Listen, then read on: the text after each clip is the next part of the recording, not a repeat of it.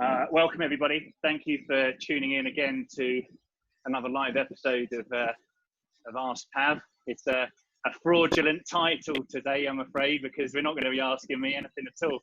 We're going to be asking this young, amazingly gifted and talented young man who has been part of my business for many years now, before it was Spokes, and takes a position as an expert Spokes coach. As well as my coach, and I love working with Aitor because I always feel like I'm at the forefront of innovation and science, because it pretty much ends up on my training plan. I don't need to read scientific papers anymore. I have you. How are you doing, Aitor? Hi guys, so it's fine I'm happy to be here, and yeah, I'm just spinning, not going too hard. I tried to join the Zwift Ride, but I don't know. I don't know how the meetups work, but yeah, I'm here just pedaling a little bit after a long day today on the bike. So yeah, I'm happy to answer all the questions here. No problem. Okay, so topic today is something that's actually really, really fascinating for me, given that it opens up a lot of possibilities in terms of for ultra endurance athletes who have typically always been training a lot of potentially high fat or low intensity work to build that fat metabolism up, knowing that carbohydrates are limited stores and limited intake. But now we are seeing new science that is suggesting that we can increase that by a third, from the 90 grams of carbohydrates to 120. So I will hand over to you, but I would say that that's a pretty groundbreaking and pretty awesome thing to have. So Aitor, why don't we start with some fundamental basics around fueling and carbohydrate intake and stuff like that. Yeah, absolutely. So as you said, until now, the research was saying that we could take about 90 grams per hour, but usually what is suggested is about 60 grams per hour. So it's double that what you are saying that is possible.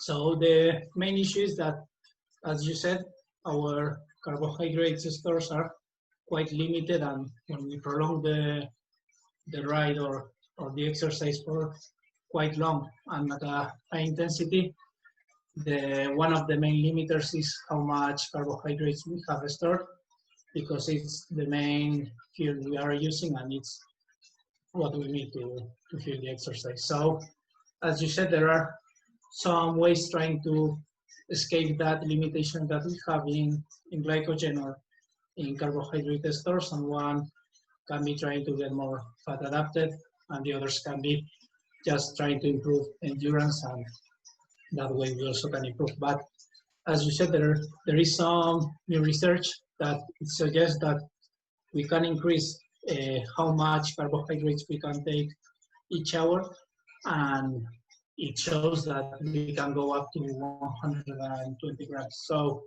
that basically means that we can maintain our exercise for a longer time, having more carbohydrates and prolonging our performance, our endurance, and improving at the end our endurance.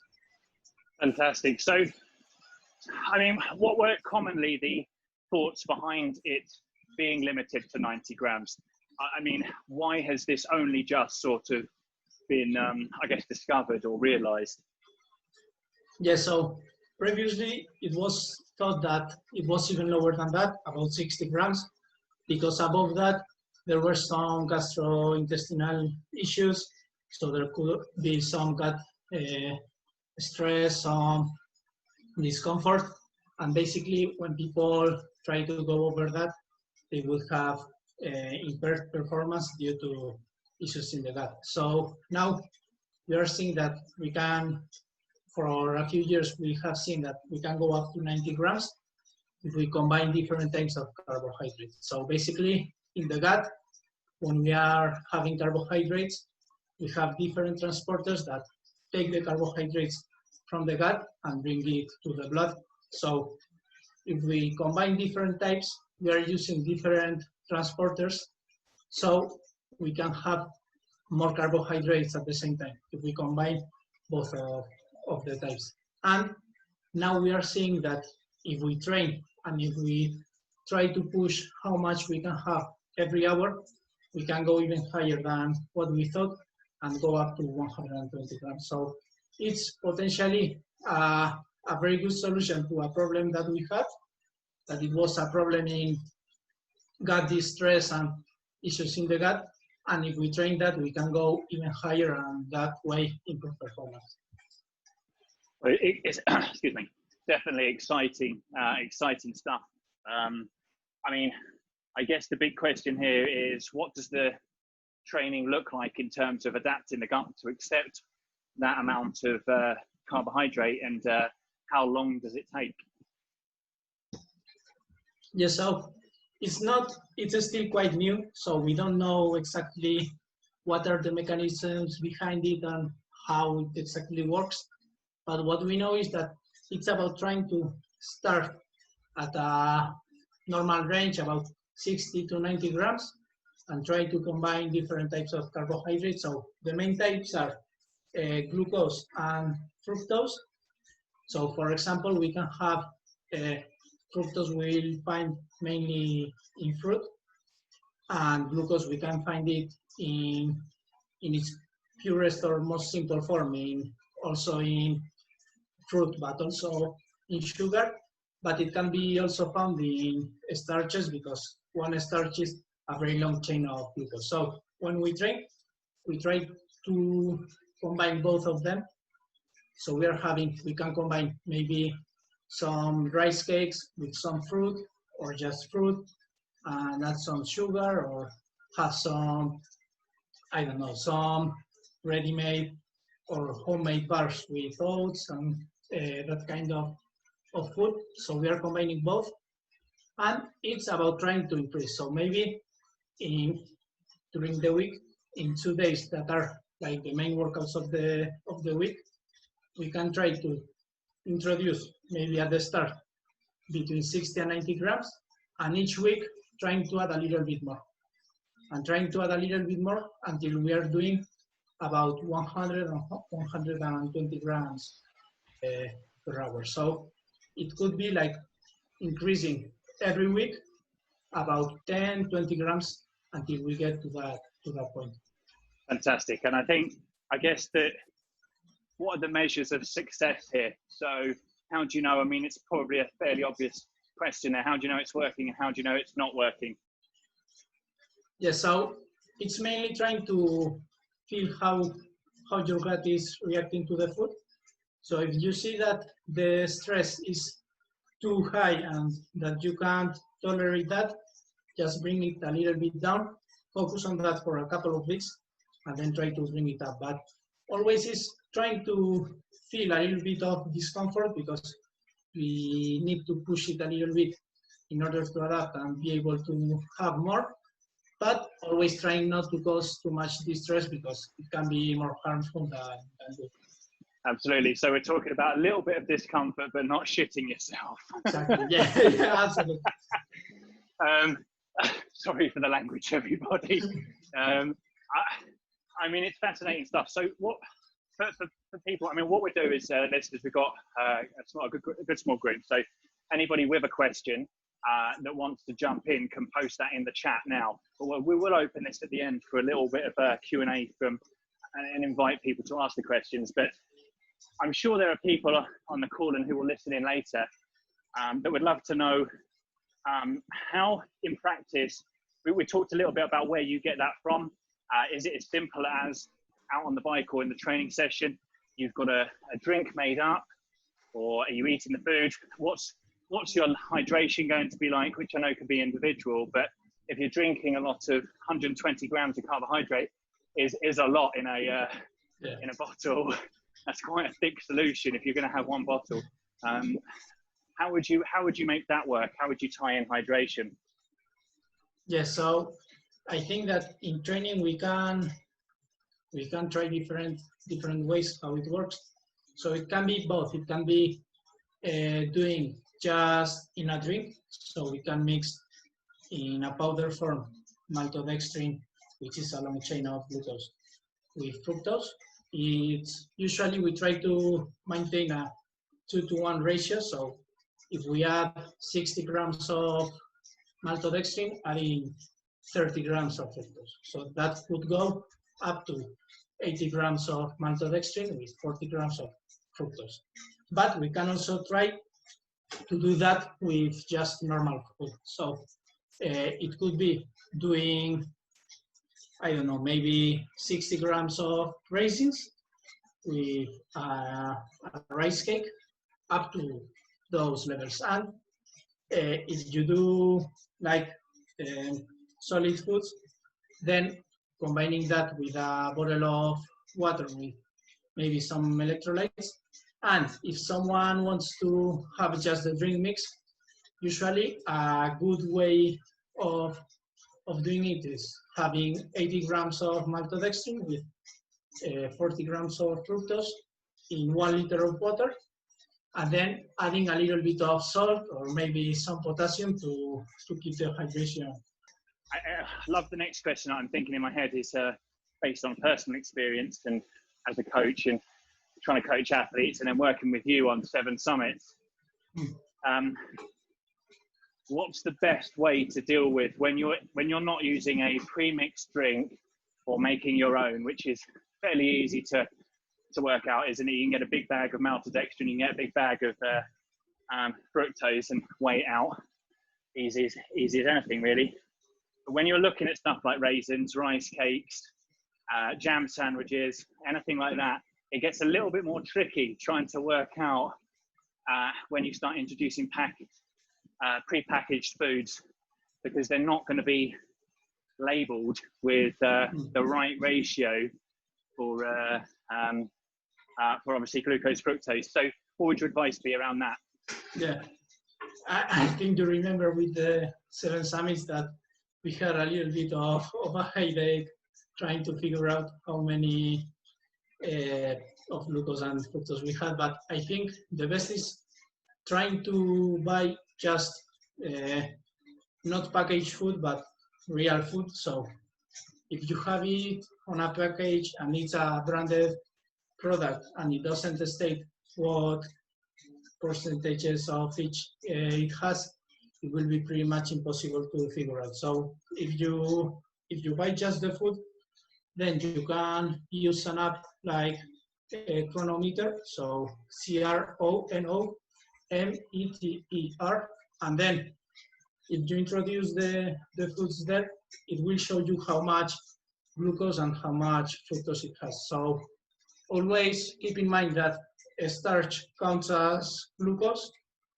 glucose counts as glucose, and sucrose counts as 1 glucose, 1 fructose. So if you put that on Chronometer and you add the starch, the glucose, and half of the sucrose, you will have the total glucose amount.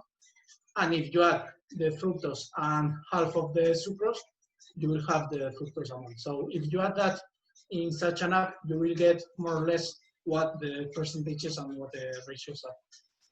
Fantastic. That was Chronometer, was it? And that's just an app a little bit like MyFitnessPal. Yeah, it's free. Yeah, it's free. It's free. Everything costs us nowadays, even Strava.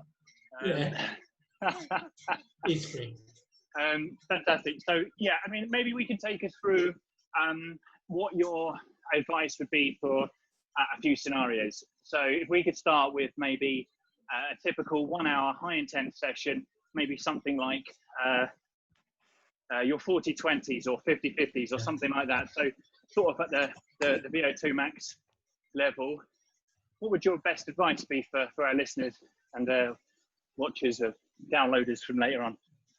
Yeah, so I think that we have to keep in mind always what the goal of the session is. So if it's a short one, we won't be running out of glycogen probably. So having those high concentrations usually is not necessary. So in those cases, having a little bit of carbohydrates can help because it can stimulate the brain and it can help you feel better and push a little bit more power. But in general, for those, sticking to a low amount of carbohydrates and mainly hydrating is perfectly fine. Then another scenario can be a long ride in which the intensity is quite low and we are not trying to push it really hard, but just trying to adapt to riding for a long time. So in those cases also, usually we try to limit the carbohydrate amount so we get more adapted to riding for a long time without relying on carbohydrates. So in those cases also, maybe it's not the best idea, but we can have the situation of a 3, 4, 5 hour ride, which is quite intense, or maybe it's a group ride with a club or with a few friends. And in those cases, implementing those strategies, those nutrition strategies can be helpful because in those precise cases, we are trying to maximize our performance and we are going for a long time. So my advice will be, if it's long and we are trying to maximize our performance, use those kinds of amounts. So maybe 90 and trying 120. If it's short and intense, have just a little bit of carbohydrates and water, so you keep hydrated and you have some stimulation. And if it's just an easy ride, maybe a little bit long, it's good also trying not to have too many carbohydrates. What would your perfect session be per week for people listening to start to slowly increase their carbohydrates in their bottle or the amount they take in per hour to adapt to this? What would be the best session?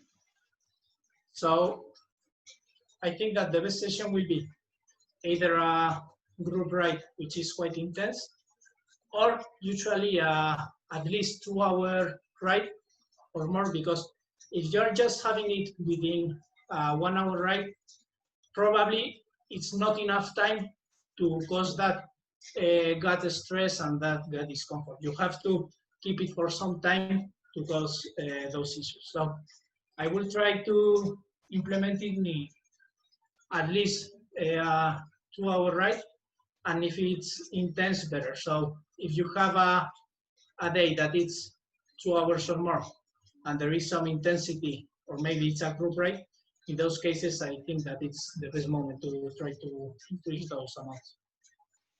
Good stuff, thank you. I've just realized my Zwift guy is stopped pedaling. I don't know how long ago that happened. I presume there's something going on with Zwift here. Well, I do know I'm at least 7 minutes behind, so it dropped off a while ago then. So just a little heads up, Aitor, when this uploads later and there's about 7 minutes at least of missing data, at least you know I've done it. Yeah, I was watching it. Right, good stuff. At this point, members of the audience, has anyone got a question, be that fueling related, on the subject of increasing our carbohydrate intake, or not? Eric, we're going to go to our man Eric for the first question. So over the years, Aitor, I found that most 20 to 40 mile rides could be done without any nutrition, unless it's really hot, 90 plus degree Fahrenheit weather. Sorry, I don't know Celsius, you guys. I must confess my ignorance here in the U.S. But the rides that I tend to be drawn towards, like for events, are usually like these mixed surface rides. I don't know if you guys know the Belgian waffle ride, and usually try to set a time to complete the ride by. There's lots of variabilities that can get in the way of that. Nutrition's hard to plan for because you're not in control of all of the sag stops yourself. It's not like your own team. The last year we made scratch bars and we loaded up every pocket we had wore cargo bibs, you know, so our legs, our back pockets, and whatnot. And that helped kind of keeping to really simple food, but it was difficult to maintain that level of nutrition, and I doubt I even hit those higher targets. So just trying to think of like how would one go about strategizing for that much carbohydrate intake on a 8 to 10 hour day or whatever, particularly when the event may be a sponsored event but not a team event where you have your own SAG vehicles and stuff. I hope you could hear me, and I hope my question was formulated clearly, and I'll mute myself now. Okay, so it's tough, and I also find that can be the case maybe in a long distance triathlon or so, where you have to carry your own thing and you don't know exactly what you will find in the aid station. So one way to do it can be bringing little packets of the mix already done and having also the bottles on the bike. So maybe you have 2 bottles on the bike and maybe even a camelback or some sort of hydration pack, and then carrying the mixes of the carbohydrates in the pockets or somewhere that you can fit them. So then the thing would be trying to early on having the carbohydrates maybe in the bottles and emptying the bottles, and then once you get to a aid station and you have to refill the bottles with water, you already have your mix on the pockets and you can use it. And then if not, another option is trying to, usually the events say what kind of nutrition they have and what they will offer, and then going to their websites, trying to find out what the amounts they have, what maybe you want to have there, and packing what you may not find there. So if you know that they have maybe some bars and some gels that are mainly glucose, maybe you can have just the fructose with you and adding that to what you're having. And regarding how to have so many food, it's key to get used to it in training, because if you don't get used to it on training, firstly, it will feel hard trying to have so many food and so many energy, and also it will potentially cause some issues in the gut. So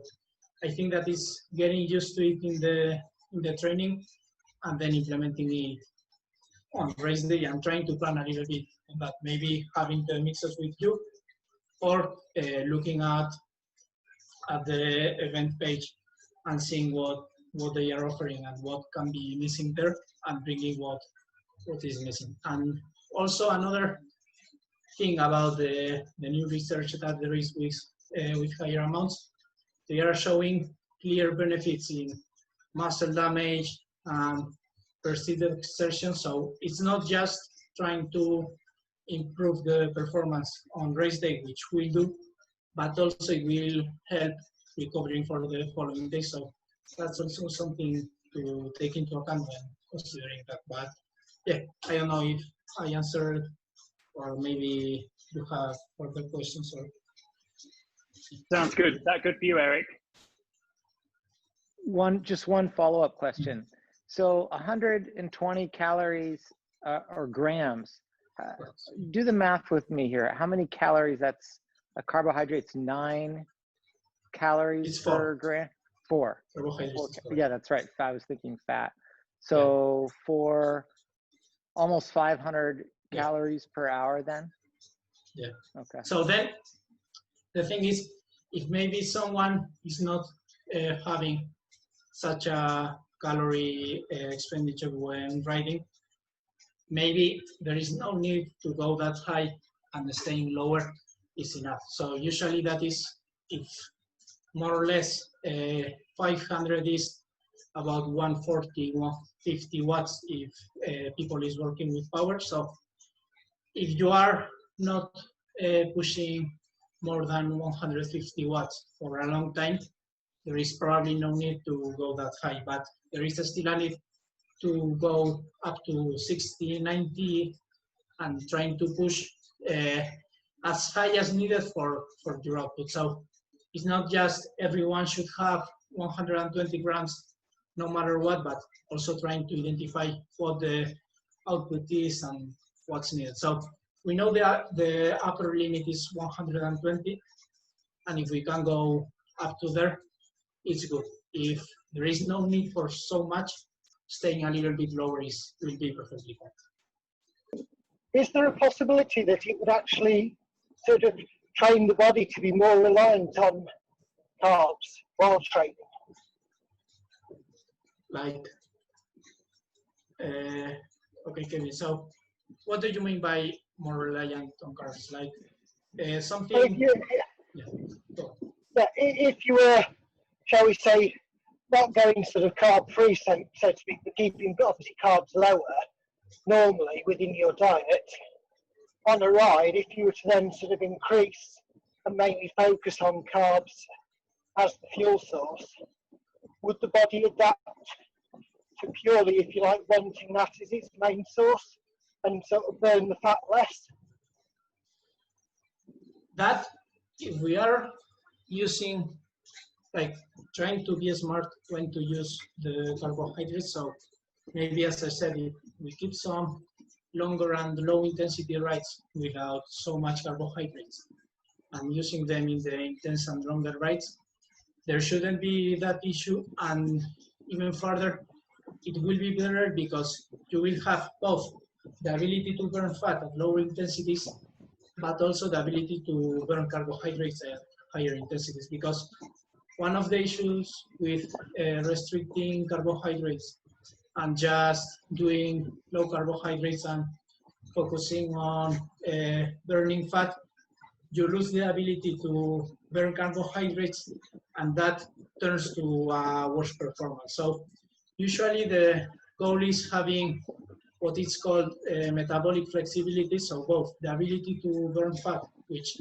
can be improved with lower intensity rides, and not having so much carbohydrates during those, but also having the carbohydrates when the intensity is there and the duration is quite high.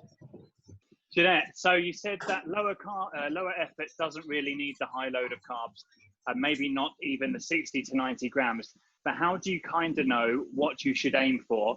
I guess it depends on the intensity of the ride also. Yeah, so if you have a trainer that shows your power, if you have a power meter on your bike, that will help you. If I would say that as a general rule, if you are below 150 watts, going to 120 grams per hour won't be that useful. But I think that if we think like 60 grams per hour, that would be 240 calories, and everyone is doing, I think, more than 240 calories. So when we are trying to improve our endurance and making sure that we last for the time needed, I think that 60 is the minimum, and probably everyone will need that. So I would say to try and see what your power output is. If you are below 150, keeping it at 9, okay, so keeping it at 90 grams maximum will be probably fine. And if you are below 100 watts, keeping it at 60 grams per hour will be enough. Awesome. Does that answer your question? Yeah, perfect. Thank you. And I also see we got a little visitor there from Eric. Is that your superstar cyclist in the making there, Eric? You know, I'm slowly, gently working on all my 3 children for cycling. We have a second a specialized roll bike on another trainer set up behind mine, and my $2 my wife get on that, but they all shy away from Zwift and Strava. They just use it for fun and exercise. I do have a little 7-year-old going on 8 who seems to need to function by the N+1 rule. So that does bode well for a potential serious cyclist in the making. If he grows to my size or bigger, he's got a 1963 almost special hand-me-down climbing bike from my dad. So it's waiting for him. So anyways, yeah. So that was one of my visitors, my eldest. Yeah, Neshama. Fantastic. Always good to see the youngsters into cycling. Okay, so a couple of minutes. Is there anybody with a really short question? I'm always full of questions. You can choose to answer it or not. How trustworthy is just feeling your thirst and your hunger drive on long endurance events that can last, let's say, 6 to 10 hours? Over to you, Aitor, but bear in mind you've got 2 minutes. Okay. So until now we have thought that, or there has been some theories that waiting until you are hungry and listening to your thirst is the best way to approach it. But we are seeing that once you're thirsty, you are probably already a couple of percent dehydrated, and once you are hungry, you are already getting low in glycogen. So I would say that it's better trying to keep a thought and a constant intake of water and carbohydrates to avoid it, because once you are already hungry and once you are already thirsty, you are probably one step behind it. Fantastic, thank you. So before we get kicked off of here, I'm just going to say thank you very much, Aitor, for coming. Thanks to everybody for joining, whether you're on the Zwift ride or just on the Zoom. And we'll be back next week with someone else. A lot of people in armchairs, I don't blame you. So thanks, everybody. If you want to unmute yourself and say thank you just before we get kicked off, please feel free. And Aitor will obviously catch up soon.